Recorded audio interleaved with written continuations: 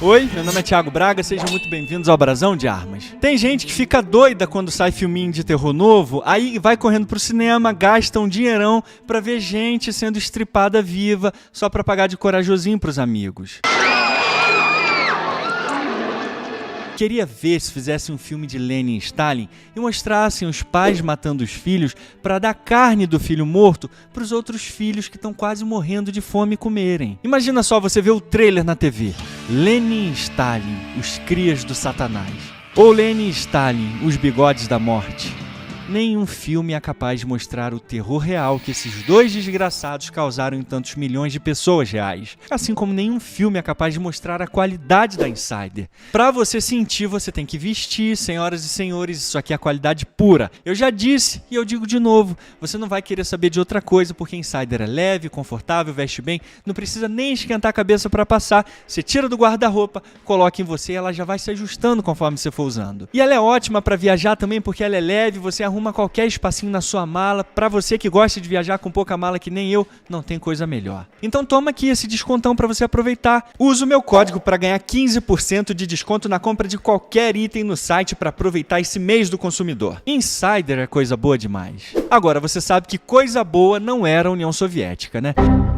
E se prepara, porque agora vai piorar mais ainda, porque a gente chega na parte mais mordaz e desumana da continuidade entre o terrorismo de Lenin e Stalin, a Grande Fome de 1931 a 33. Então aqui nesse vídeo a gente só vai se concentrar na influência da retórica e políticas de Lenin nessa tragédia causada primariamente por Stalin. Por isso não deixe de assistir a primeira parte desse estudo. Como Lenin e Stalin criaram o terror comunista, para você entender melhor como que as políticas e ações de Lenin moldaram o que viriam a ser as políticas e ações ainda mais terroristas de Stalin. E aproveitando para te lembrar, agora o Brasão de Armas tem uma livraria. Então muitos dos livros que a gente vai usar aqui já estão lá na minha livraria esperando por você. Então aproveita o desconto, compra os livros, porque é fundamental você conhecer e estudar essa tragédia que foi o comunismo. É bom para você e você ajuda o Braguinha a crescer a qualidade do canal cada vez mais. Então é o seguinte, tudo começa com uma palavra. Kulak. Os kulaks estavam para os comunistas como os demônios estão para os cristãos. Eles são a origem de praticamente todo o mal na Terra. Quem já leu o mínimo sobre as coletivizações malucas de Stalin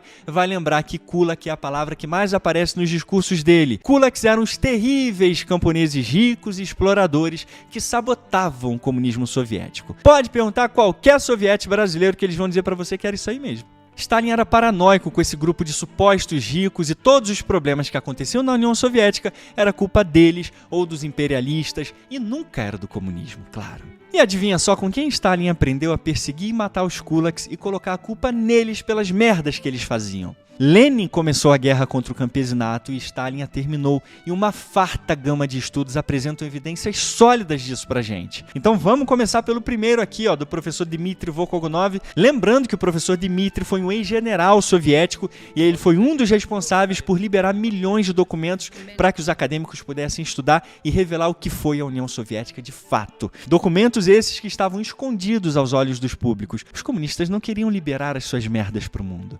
E além do professor Dmitry, agradeço também ao professor Alexander Yakovlev, que nessa obra aqui, Um Século de Violência na Rússia Soviética, ajudou a gente a compreender o que foi esse terror e participou ativamente da perestroika, que foi a liberação justamente dessa documentação para o público. Então são dois autores fundamentais nesse processo. Então, seguindo com o professor Dmitry aqui na página 226, ele diz que Lenin não pôde ter imaginado que o seu ataque aos camponeses prósperos, os kulaks, não iria desencadear conflitos civis. Ele estava ciente de que dos 15 milhões de famílias camponesas, apenas cerca de 2 milhões eram kulaks, ou ricos. A estes chamava sugadores de sangue, aranhas, sanguessugas e vampiros. E foi contra eles, em agosto de 1918, que lançou o grito de guerra.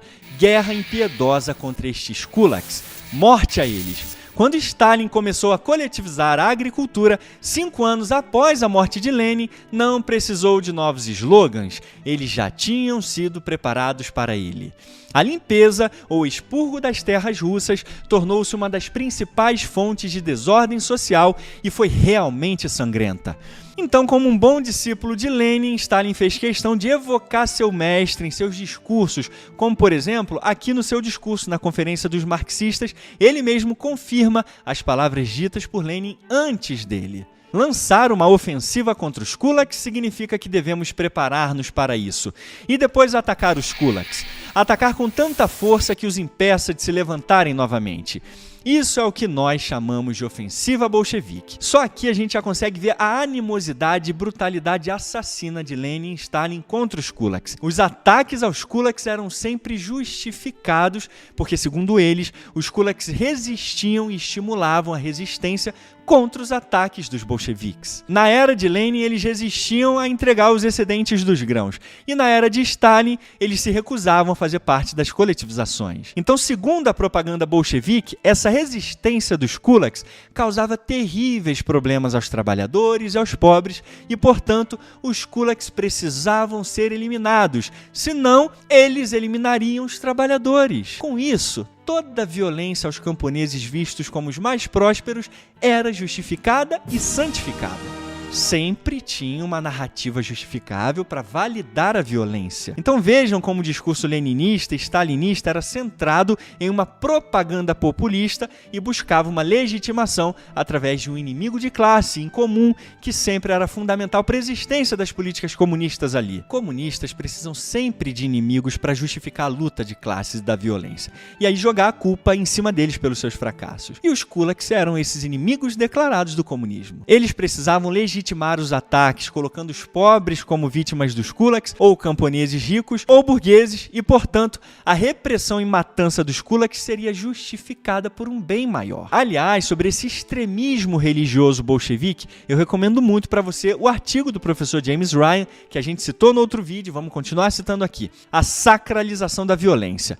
A justificação bolchevique para violência e terror durante a Guerra Civil. Nesse artigo específico, o professor explica o fanatismo religioso e quase messiânico que os bolcheviques viam à sua causa, e como por isso os fins sempre justificavam os meios. Aliás, ainda falando sobre o professor Ryan, vamos de novo aqui no seu livro, O Terror de Lenin, que ele continua a explicar pra gente a conexão violenta entre Lenin e Stalin agora ao lidar com o campesinato. Aqui, no capítulo 5, O Terror Vermelho, ele explica pra gente como Lenin foi uma força significante por trás dos princípios da política agrária soviética e sua conduta violenta. O governo adotou uma ditadura alimentar em 9 de maio que procurava, em grande parte, politizar a crise alimentar em termos de luta de classes. De novo, a luta de classes justificando as ações violentas dos bolcheviques. Mas aí o professor segue mostrando como que os bolcheviques usavam as dificuldades políticas e crises de comida para se esquivar da culpa e jogá-las nos outros. Mas não apenas isso. O professor diz que a intenção não era apenas desviar a culpa deles mesmos. Lenin enfatizou a necessidade de uma luta implacável e terrorista e uma guerra contra os camponeses e outros elementos burgueses, que retêm excedentes de cereais para si próprios. Ele considerava esses camponeses inimigos do povo e ameaçava-os com nada menos que 10 anos de prisão e confisco de todos os bens. Não é de se admirar que Stalin dera a mesma ordem de confisco forçado de bens dos kulaks já durante a sua primeira onda de coletivizações no final de 1928. E isso se tornou a causa primária da Grande Fome nesse período, conforme explicam inclusive os professores Davis e Witchcroft, que eu já mostrei para vocês inclusive no meu vídeo sobre o Holodomor, que é fundamental que vocês assistam. Foi um documentário de 3 partes e os principais estudos são colocados ali para a gente compreender toda a dinâmica geopolítica dessa fome que foi causada primariamente por Stalin e os comunistas. Então não deixa de assistir, que é fundamental. Mas aí o professor Ryan continua a sua denúncia aqui, Além da formação de exércitos de alimentos, incluindo em sua composição trabalhadores e soldados das cidades e camponeses pobres das áreas atingidas pela fome, o governo procurou incitar guerra de classe e ódio dentro das próprias aldeias, através da formação, em 11 de junho, dos comitês de camponeses pobres, Combed. A formação separada separada da aldeia pobre contra a aldeia rica. Só que essa política predatória de Lenin não teve apoio no campo e falhou miseravelmente, como ele próprio tem que admitir. Mas o que não falhou foi o ataque dos bolcheviques aos kulaks. Agora, aqueles pobres camponeses iam comer o pão que o diabo amassou nas mãos dos seus servos bolcheviques. O professor Ryan mostra que Lenin convocou, nas palavras dele próprio, uma cruzada contra a burguesia. Que legal, Lelê. Quer dizer que você é um Zé Cruzadinha, né? Mas então, o professor Ryan segue mostrando aqui que uma abordagem tão surpreendentemente militarizada para um problema interno contra a população camponesa civil sugere a prática do Estado soviético de guerra total internamente, nos seus esforços para forjar uma sociedade revolucionária. Isto refletiu a confusão das distinções entre inimigos internos e externos encapsuladas na declaração de Lenin de converter a guerra numa série de guerras civis e, na verdade, a sua concepção de revolução militarizada. E aí o professor segue mostrando aqui na página 104 o apelo religioso que Lenin fez a essa guerra. Ele apelou aos trabalhadores para santificarem e legitimarem a causa da guerra alimentar, a nossa guerra contra os kulaks, para estabelecer a distinção entre os pobres e os ricos, que todo camponês pode compreender e que é uma fonte profunda da nossa força. Ele declarou inequivocadamente que, contra os kulaks, nós devemos usar a força. Engraçado, gente. Lembra de alguém que disse que também usaria força contra os kulaks? Mas sabe qual era o grande problema? Quem era a droga do kulak? Conta pra gente, nós queremos saber. O professor Ryan segue mostrando aqui na página 104 a dificuldade maluca para definir quem era o kulak, já que os camponeses em geral tentavam manter o máximo de grãos que podiam. De novo, os kulaks ou inimigos do povo poderiam ser qualquer camponês. É mesmo. Rico ou pobre que se recusasse a entregar os grãos ao governo. E não entregar os grãos ao governo era a prática comum dos camponeses, não apenas dos kulaks. É por isso que não eram só os kulaks que estavam se revoltando contra esse terror de Lenin, não. Os camponeses em massa estavam se revoltando contra o governo soviético. E a resposta de Lenin a esse terror foi mandar prender e atirar em alguns desses abusadores. E olha só que interessante, foi exatamente isso que Stalin fez em 1930, quando ele enfrentou uma onda de revolta dos camponeses. Ele precisou fazer um discurso chamado Dizzy with Success, algo como inebriados com sucesso. E ali ele colocava a culpa nos abusadores, que eram os membros pequenos do partido, e não nos membros grandões do comunismo que ele próprio estava incluído. Então aqui, senhoras e senhores, vemos um aluno seguindo os passos do seu mestre. Mas para Stalin e Lenin tinha um outro grupo que era mais culpado pelas merdas que eles faziam. Adivinha só? Os kulaks. O professor Ryan segue mostrando aqui pra gente na página 105 que os bolcheviques convenientemente conceberam estas revoltas como revoltas dos kulaks, porque como que eles iriam admitir que os camponeses, que era a maior parte da população russa, estava contra os bolcheviques? E para lidar com essa falta de apoio popular, os bolcheviques usaram duas técnicas fundamentais: a propaganda e a dissimulação. Olha o professor Ryan explicando aqui pra gente na página 105. Confluindo inimigos internos e externos e apontando para o fenômeno do terror branco, Lenin raciocinou que se os kulaks ganhassem vantagem, eles iriam impiedosamente massacrar centenas de milhares de trabalhadores. Foi por isso que chamamos a luta contra os kulaks a última e decisiva luta. Viu só como que para validar a violência os bolcheviques precisavam incitar a paranoia no povo e criar um inimigo em comum que devia ser combatido? O significado de tal retórica de conflação de inimigos foi, como explica Scott Smith, que os bolcheviques estavam tentando monopolizar o discurso revolucionário e desacreditar toda a oposição a seu governo, associando tal oposição à contra-revolução burguesa. Eles estavam agindo tanto por uma convicção ideológica genuína, ou seja, os bolcheviques realmente acreditavam nas merdas deles, mas também certamente em relação à oposição socialista, baseado em dissimulação. E essa incitação ao ódio que Lenin queria contra os kulaks e a dissimulação do seu discurso fica ainda mais evidente quando a gente analisa a resposta que Lenin deu a essas supostas revoltas kulaks. O professor Ryan explica melhor isso pra gente aqui ainda na página 105. Em resposta às revoltas kulak, a perspectiva maniqueísta da linguagem da guerra de classes e do ódio de Lenin eram claras. Ou os kulaks massacram vastos números de trabalhadores, ou os trabalhadores cruelmente suprimem a revolta da minoria kulak predatória. Não pode haver meio termo. A paz está fora de questão. Guerra implacável contra os kulaks. Morte a eles. Ódio e desprezo pelos partidos que os defendem.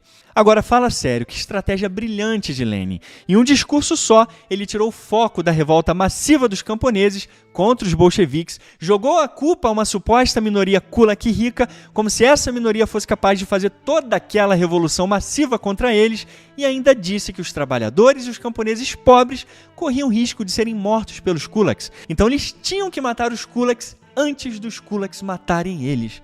Meu Deus do céu, que paranoia! É por isso que o trabalhador não apoia o comunismo e não vai fazer revolução maluca nenhuma. Eles sabem que quando a merda estourar, vai estourar pra cima deles. Mas, de novo, o professor Ryan mostra pra gente aqui na página 106 que não se tratava apenas de terror aos kulaks, não. Se tratava de terror em massa.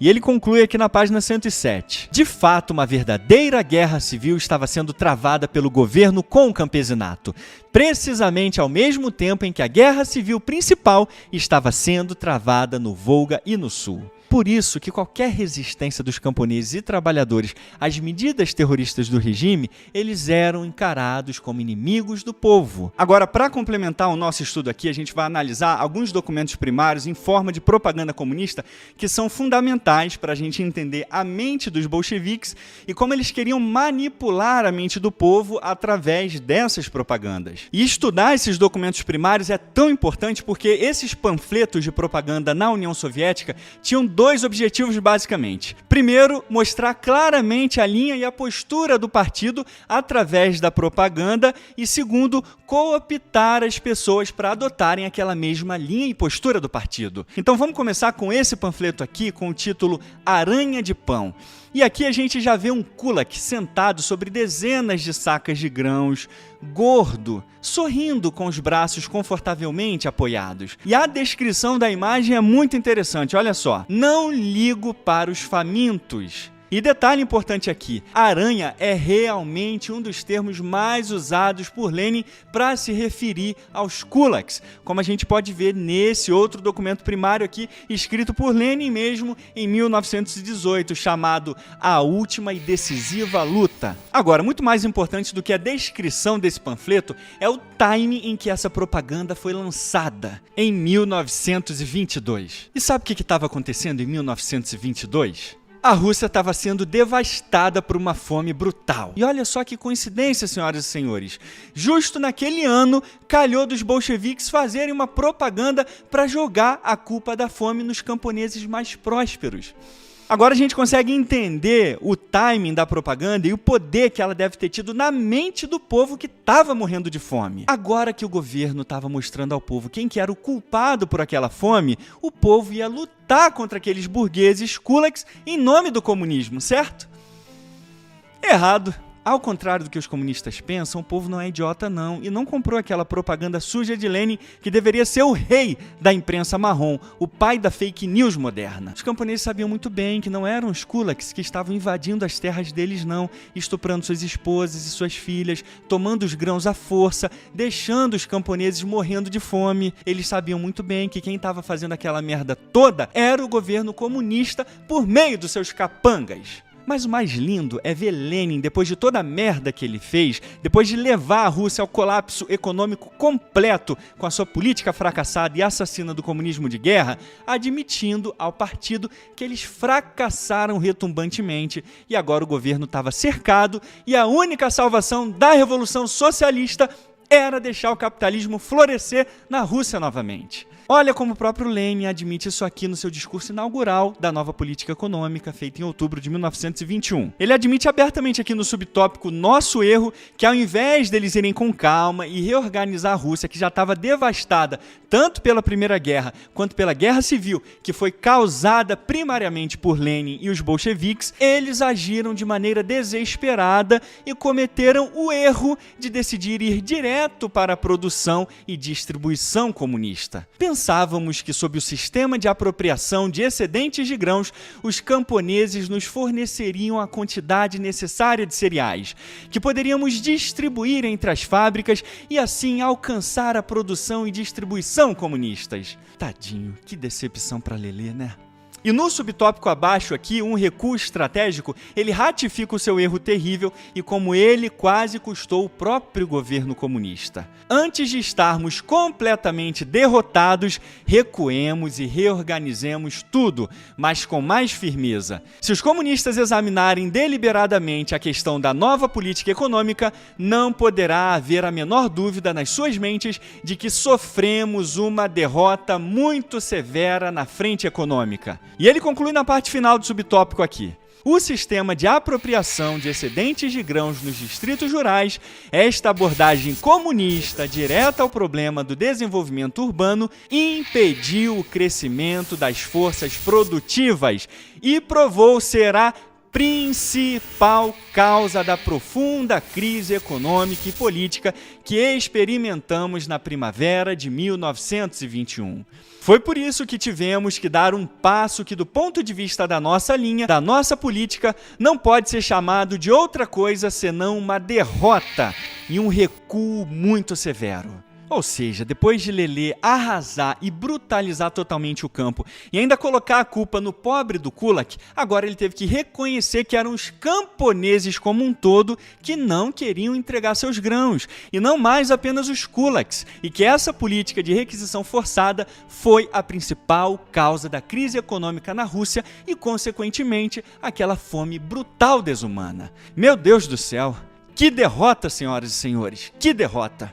Os camponeses meteram de 7-1 nos comunistas. Só que, na verdade, aqui foi uma derrota dupla, porque com o cancelamento do comunismo e a reentrada do capitalismo, Marx foi derrotado, porque no final da vida dele, ele escreveu umas notinhas bem porcas lá para alguns revolucionários russos, dizendo que a Rússia seria talvez o único lugar do mundo atrasado onde uma sociedade socialista poderia ocorrer antes do capitalismo, justamente por causa da esmagadora maioria do campesinato. E Lenin e os comunistas foram derrotados porque acreditaram em Marx e acharam que dava mesmo para fazer uma revolução comunista em uma nação feudal igual a Rússia, meu Deus do céu. Só derrota, meus amigos. E aí só milhões de pessoas morreram de fome por causa desse experimento fracassado que intelectuais comunistas fizeram com a vida delas. Só isso aí só. Não é à toa que Lenin teve um monte de derrames e ficou todo sequelado, com aquela cara de gambá assustado, de tanto levar porrada em cima de porrada do povo. E no final, ainda teve que abrir as pernocas para o capitalismo salvar a Rússia.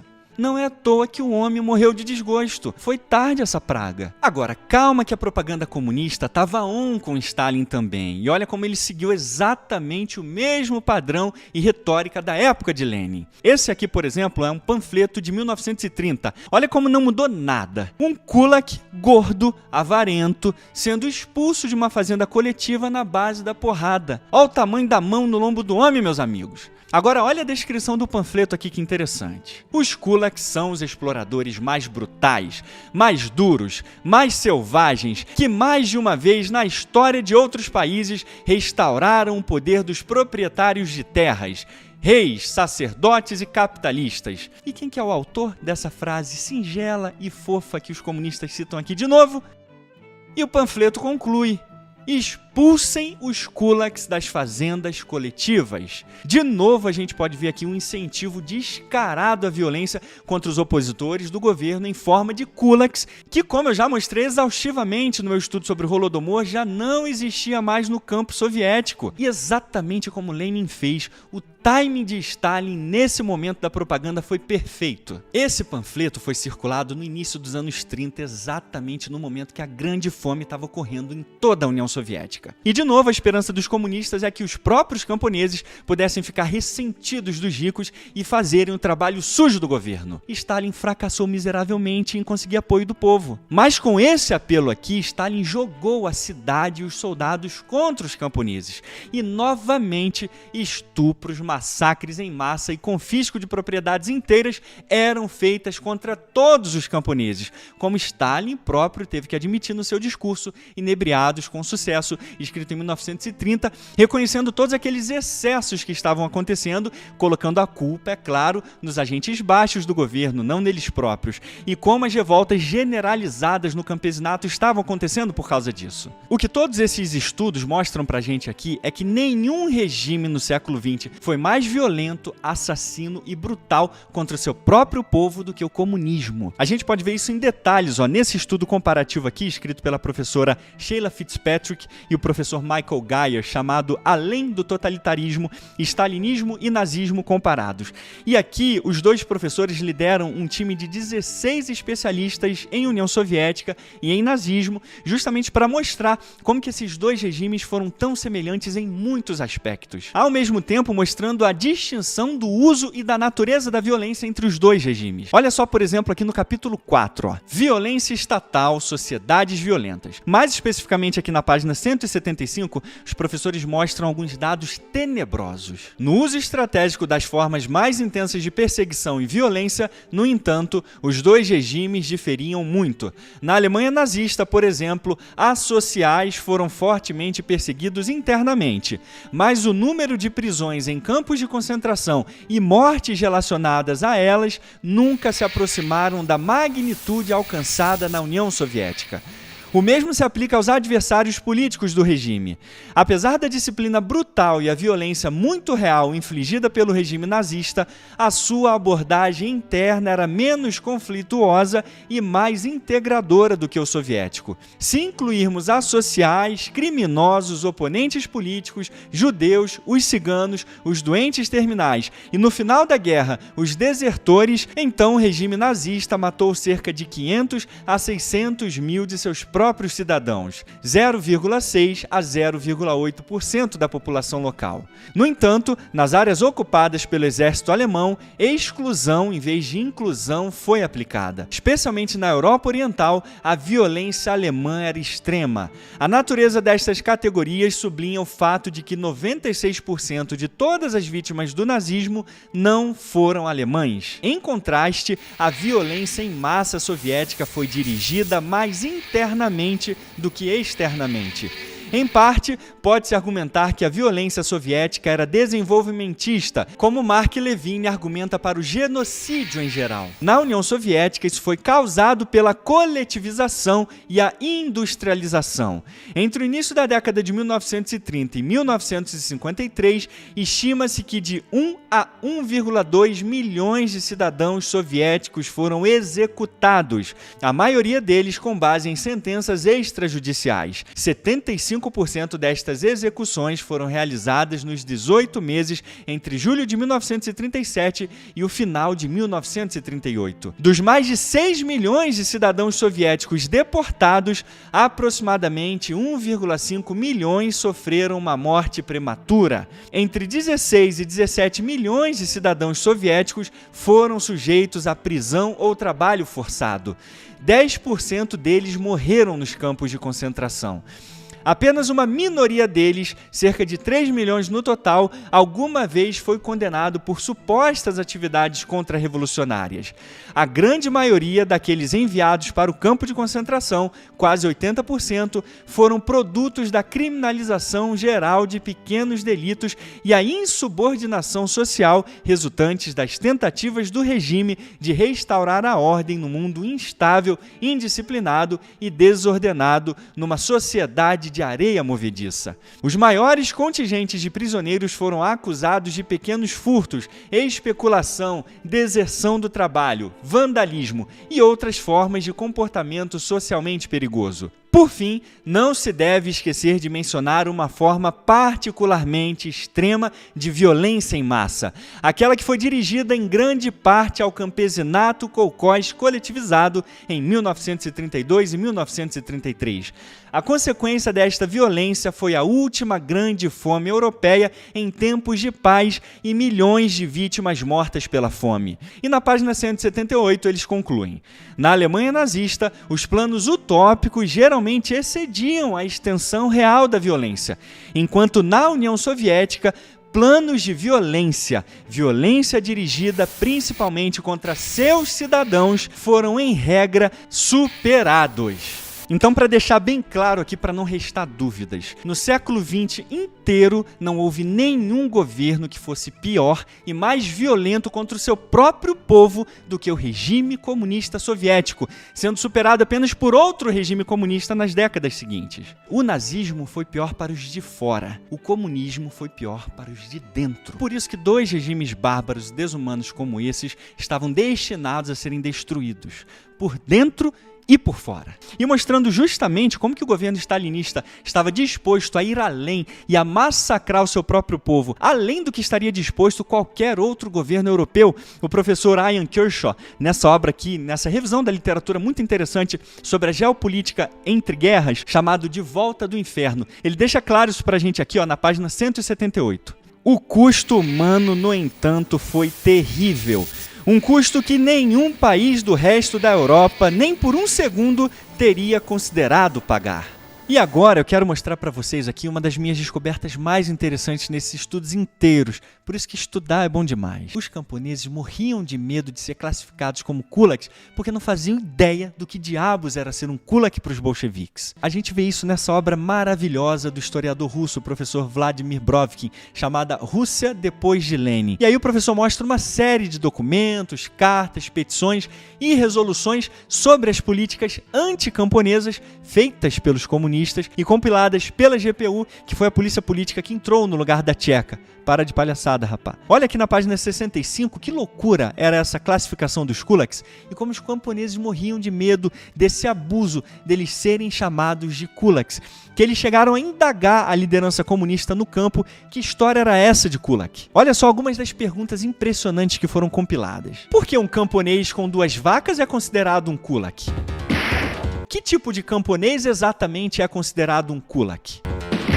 Quando chegarmos ao socialismo, vai haver uma vaca, 2 vacas, várias vacas ou nenhuma vaca?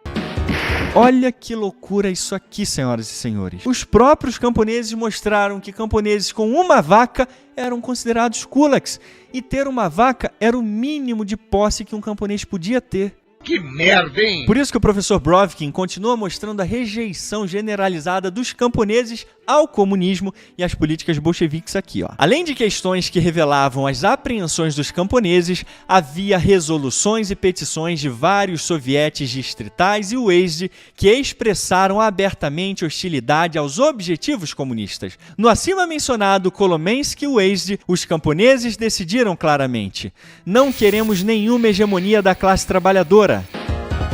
Na compilação da província de Moscou, foi relatado que os camponeses perguntavam: por que precisamos da Revolução Mundial?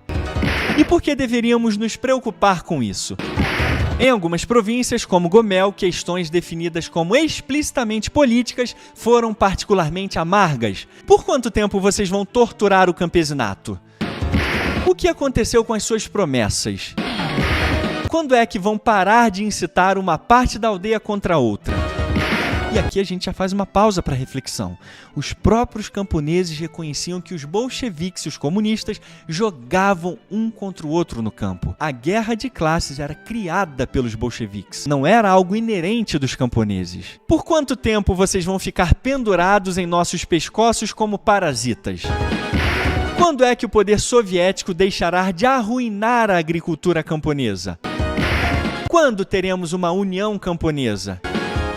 Os camponeses não queriam os comunistas. E se os camponeses não queriam os comunistas, a maioria do povo soviético não queria os comunistas, porque a maioria do povo soviético era camponês. Eles não aguentavam mais ser discriminados e explorados pelos comunistas. E essa mesma paranoia de Lenin foi passada como um câncer hereditário ao seu discípulo Stalin. E é justamente para dar uma resposta a toda essa brutalidade que os comunistas estavam fazendo no campo, é que os camponeses tentaram mostrar, através de eleições democráticas, como que eles não queriam mais o governo dos comunistas. Coitados dos camponeses, eles tinham mesmo esperança que comunistas iam aceitar eleições livres e democráticas, mostrando qual era a vontade do povo mesmo. E aí eu expliquei em mais detalhes esse lance das eleições no campo e a derrota retumbante dos comunistas aqui nesse bate-papo com o Vilela. Depois de um período de bonança, de um pouco mais de calma, e mesmo assim como a gente viu aqui na obra do professor Vladimir Brovkin, Mesmo assim, as taxas eram altíssimas, os camponeses ainda estavam insatisfeitos. Um detalhe interessante que eu esqueci de falar ainda nessa obra aqui, do professor Vladimir. Houve uma eleição, uma espécie de eleição generalizada no campesinato, por esse período, de 1925, onde todos os comunistas que concorreram a essas eleições foram derrotados. Perdiam tudo. Perdiam todas, em todas as regiões onde as eleições aconteceram, e o Partido Bolchevique achou que não ia dar em nada, então deixou rolar. Mas em todas as eleições onde o Partido Comunista concorreu junto com os partidos camponeses, os tais dos partidos verdes, como eles chamavam na época, em todas os bolcheviques perderam. E aí eu te pergunto, os bolcheviques saíram do campo? Não. Claro que não. Simplesmente continuaram controlando o campo. Então, mais uma evidência, não só aquela Assembleia Constituinte lá de 1918, mas agora também nos anos 1920, aí, novas eleições mostrando a falta de apoio. Então, a força tinha que prevalecer de fato. E aí, então, com essas coletivizações, Stalin, em apenas 5 meses, de outubro de 1929 até fevereiro de 1930, Stalin consegue coletivizar 60% da população camponesa soviética. São 13 milhões de propriedades. Porra. Você imagina coletivizar 13 milhões de propriedades em 5 meses? Foi um ataque brutal, um assalto brutal. Em todas as eleições nos anos 20, os comunistas foram derrotados pelos partidos dos camponeses. E mesmo assim, eles continuaram governando e esmagando o campesinato na base da força e do terror. Olha só o que a professora Laine Viola, nesse super clássico aqui também, Camponeses Rebeldes contra Stalin, que é um estudo fundamental para a gente entender essa dinâmica entre camponeses e Stalin, como eles resistiam àquelas políticas predatórias. E aí, aqui a professora mostra a influência de Lenin em Stalin na página 16, olha. Em teoria, os Combed deveriam unir os pobres contra os ricos para agitar a guerra de classes na aldeia. Na verdade, os Combed foram um fracasso terrível. O campesinato ressentiu-se da intervenção de estranhos nos seus assuntos.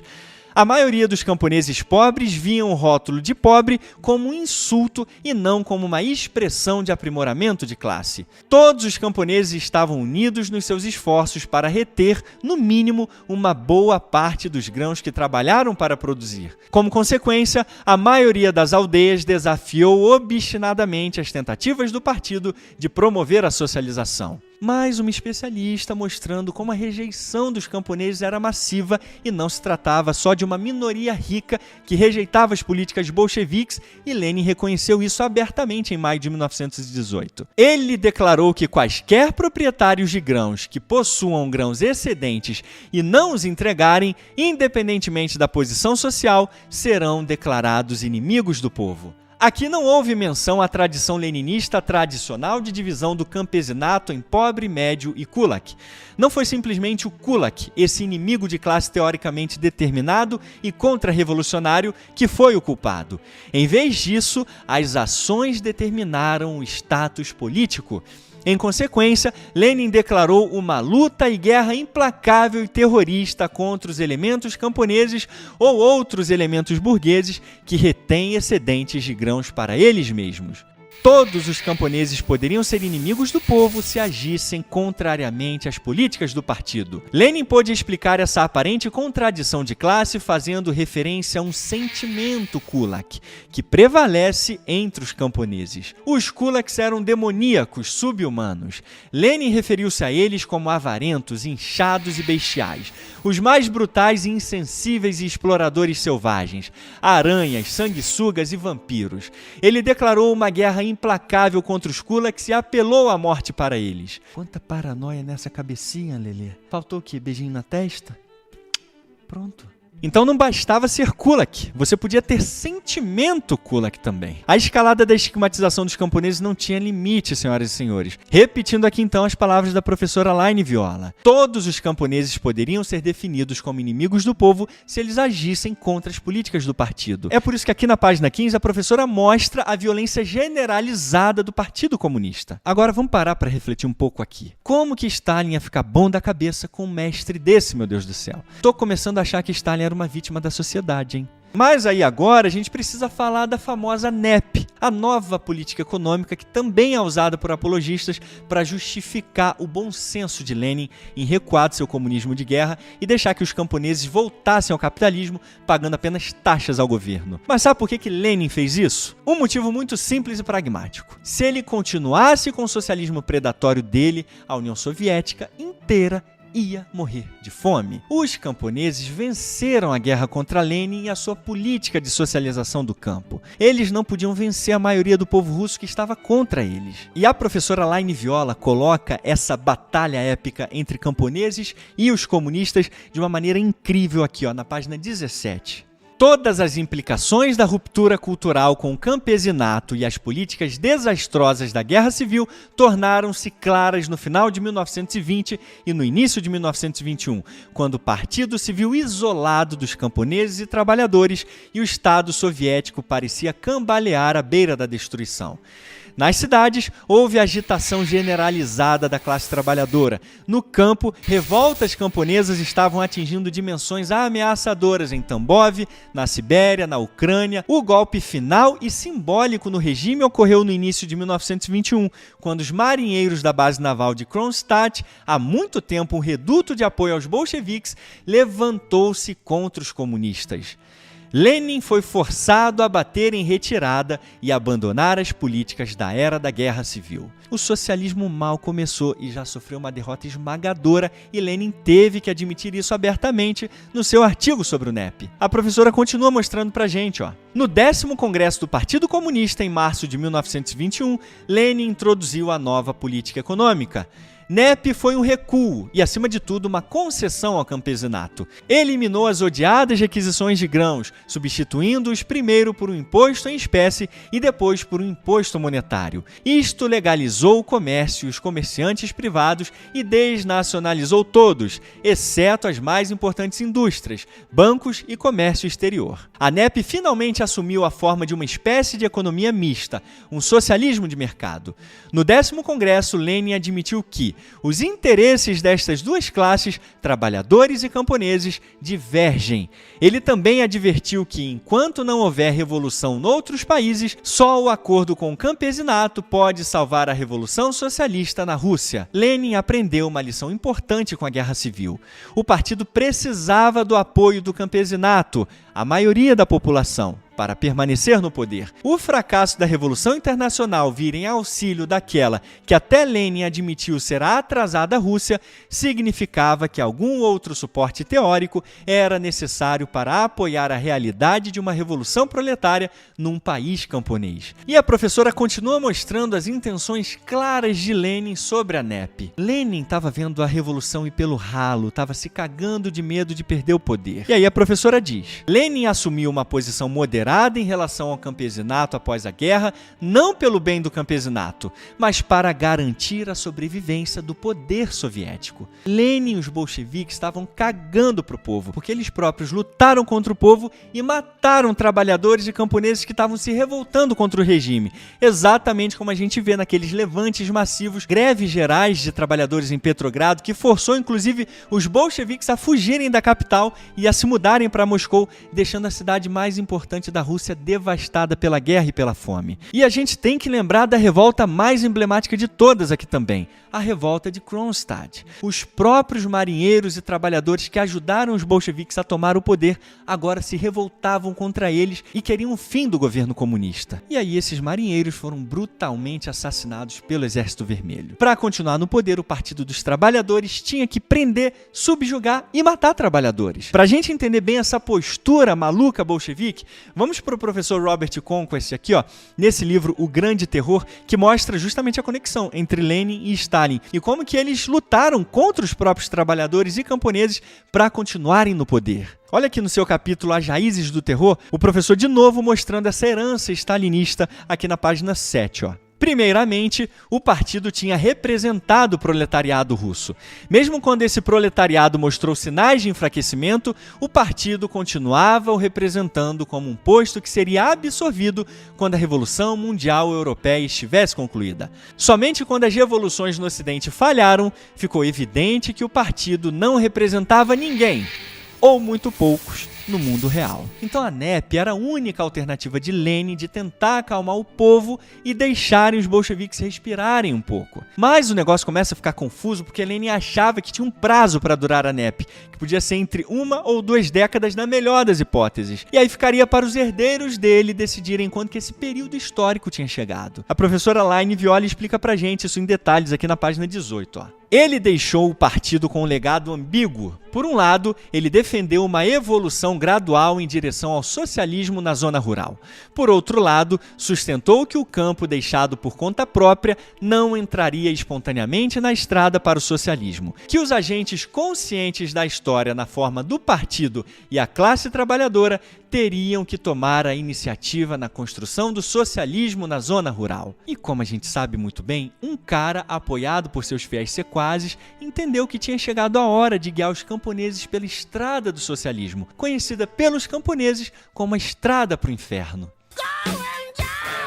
Agora a professora Laine Viola nos guia por esse rio Estige como uma verdadeira Caronte. Havia uma falha básica na lógica de classe de Lenin sobre o campesinato. Ao insistir que a atividade camponesa contrária às políticas comunistas poderia ser definida como kulak, ao mesmo tempo em que afirmava que a sua abordagem ao campesinato se baseava na análise científica de classe marxista, Lenin forneceu aos seus sucessores as conceituações que seriam usadas na coletivização quando Stalin lançou uma guerra contra todos os camponeses. Esta combinação da subjetividade das categorias de classe bolcheviques e do determinismo férreo da teoria, por mais intencional que seja, criou uma mistura poderosa e mortal que permitiria ao partido assumir o papel de agente do destino dos acontecimentos históricos, fortalecido por uma pseudociência que poderia transformar qualquer oposição na voz socioeconomicamente determinada dos inimigos de classe, kulaks e contra-revolucionários destinados à destruição pelas avançadas forças da história. Embora os últimos escritos de Lenin exortassem o partido a se aproximar do campesinato com cautela, e não há razão para não tomar as suas palavras a sério, seu legado estava repleto de contradições e forneceria os fundamentos teóricos básicos para a coletivização. Agora, que vontade de dar um beijo nessa senhora fofa. Pra não entender isso aqui, tem que estar com o cérebro muito lavado de uma ideologia maluca. Mas olha só como esse mesmo fantasma dos kulaks que Lelê morria de medo dominou a cabecinha oca de Zezé Stalin também. Vamos aqui de novo no clássico do professor Stephen Whitcroft, The Years of Hunger, que ele explica pra gente detalhes interessantíssimos sobre esse ataque contra os kulaks, que era contra os camponeses, na verdade. E aqui na página 191 parece que os professores estão descrevendo Lenin ao falar de Stalin. Dá só uma olhada. A resolução de 14 de dezembro superou as maldições anteriores na extensão da sua fantasia sobre a influência dos kulaks. Na verdade, enquanto alguns camponeses eram mais ricos que outros e em certas áreas formou um grupo social que, em termos marxistas, explorou a maioria dos aldeões, os kulaks nunca foram uma população facilmente reconhecível, grupo socioeconômico ou classe política coesa. No final de 1932, 1 milhão de famílias ou mais dos mais ricos ou menos obedientes camponeses foram expulsos das suas aldeias ou fugiram para as cidades. A classe kulak nas aldeias já não existia como elemento social ou grupo político, embora muitos camponeses estivessem insatisfeitos por causa da forma como os seus familiares e conhecidos kulak foram tratados. Mas a propaganda e a ação partidária trataram-nos como agentes influentes e força sinistra que agiu contra os interesses soviéticos sobre vários disfarces, incluindo o de membros do partido em todas as aldeias e kolkhozes. Além disso, o descumprimento das exigências econômicas do Estado era considerado uma ação política inspirada nos kulaks e como parte de uma teia contínua que incorporou o nacionalismo antissoviético das minorias não russas. A luta desesperada do Estado para explorar os camponeses até a morte foi descrita como uma batalha justa contra a contra-revolução. Duro, né? As atitudes de Lenin antes, durante e perto da sua morte só significavam guerra contra os camponeses e inimigos do povo, e Stalin entendeu isso muito bem. O futuro da NEP ficaria a cargo da interpretação dele e de seus capangas. Esse é o regime violento, predatório, ambíguo, contraditório e irracional chamado comunismo. Lelê, você é muito amado, sabia? Tudo bem que você matou gente pra caramba e que foi responsável por criar um regime que aterrorizou e matou milhões de pessoas. Mas não tem problema não, isso só foi um detalhe. A gente sabe que você amou demais. Dá a testinha, dá? Aliás, tanto Lenin quanto Stalin e todos os outros bolcheviques tinham algo em comum: a incapacidade de fazer o socialismo e o comunismo funcionar. Concluindo nosso estudo, Stalin não foi um traidor da revolução, muito pelo contrário. Ele fez questão de deixar claro que seguia os princípios leninistas. A todo momento ele evocava Lenin, seja nos seus discursos, nos seus documentos, decisões. Como vimos nesse estudo aqui, há uma farta literatura especializada e publicada desde a abertura dos arquivos soviéticos que não deixam a menor dúvida. Stalin continuou o que Lenin começou: a radicalização e o extremismo político do partido, a violência e o terror, os expurgos do partido e do público, o uso da propaganda e a dissimulação e a guerra contra os camponeses. Os aspectos mais importantes do que viria a ser o stalinismo foram estabelecidos no leninismo. Mas isso não quer dizer que Stalin foi uma cópia de Lenin, ou que o governo de Stalin foi igual ao de Lenin em todos os aspectos. Lenin foi um radical extremista. Stalin foi um radical extremista ao quadrado. A violência, o terror e a teleologia em Lenin não chegam nem aos pés do cometidos por Stalin. Por isso que o testamento de Lenin, que foi escrito depois dele estar gravemente doente e afastado das atividades do partido, que dizia que Stalin deveria ser afastado porque tinha acumulado grandes poderes, foi ignorado pelo círculo interno do Politburo. Talvez como resultado da sua própria doença, exatamente como mostra a professora Sheila Fitzpatrick no seu livro Revolução Russa, que inclusive está na nossa livraria também. E todos ali sabiam que Stalin não chegou onde chegou sem a ajuda de Lenin. Stalin chegou ao cargo mais alto do partido bolchevique com as bênçãos de Lenin. Isso não podia ser mudado e não mudou. Stalin governou a União Soviética por 30 anos. Foi o maior e mais decisivo líder da história do comunismo soviético e do mundo. E ele não conseguiria tudo isso sem apoio do partido e do exército. Aliás, tem uma parte muito interessante que o professor Richard Pipes escreveu nesse livro aqui chamado Os Três Porquês da Revolução Russa, que mostra bem essa desconfiança dele em relação a marxistas que dizem que o que Stalin fez foi um desvio de curso. Olha o que ele diz aqui na página 64, que interessante. Eu ainda estou para ver uma explicação marxista satisfatória do porquê a história, depois da morte de Lenin, tomou um desvio de 30 anos em investir o que Lenin mesmo chamou de poder ilimitado a um déspota que os revisionistas chamam como um traidor da causa do leninismo. Tá aqui. É impossível a gente chegar a outra conclusão quando a gente analisa de maneira clara e objetiva toda a dinâmica do governo de Stalin. Mas uma outra coisa em comum ligava Lenin e Stalin. Os dois nunca tiveram apoio absoluto do povo soviético. Foi uma revolução feita por revolucionários profissionais, apoiados por um exército, e que por isso só restava ao povo seguir em frente depois de tantas desgraças do século XX. É por isso que tratar a inércia do povo no golpe bolchevique como uma espécie de apoio tácito é um absurdo. O povo já vinha sofrendo com a Primeira Guerra Mundial, com fome, devastação econômica. O povo estava cagando para quem ia assumir o poder a partir daquele momento. Então o povo russo como um todo não apoiou o golpe bolchevique. Eles foram inertes, para a própria desgraça deles. E eu encerro esse estudo fazendo das minhas as palavras do professor Robert Service aqui na sua biografia de Lenin. Talvez daqui a alguns anos ele seja visto como um homem que lançou seu país e, sob a liderança de Stalin, 1/3 do mundo no fundo de um poço. O futuro não está no comunismo leninista, mas se o futuro está em outro lugar, não sabemos exatamente onde. Lenin foi inesperado. No mínimo, sua vida e carreira extraordinárias provam a necessidade de todos estarem vigilantes. Não são muitos os personagens históricos que alcançaram esse resultado. Demos graças. Amém.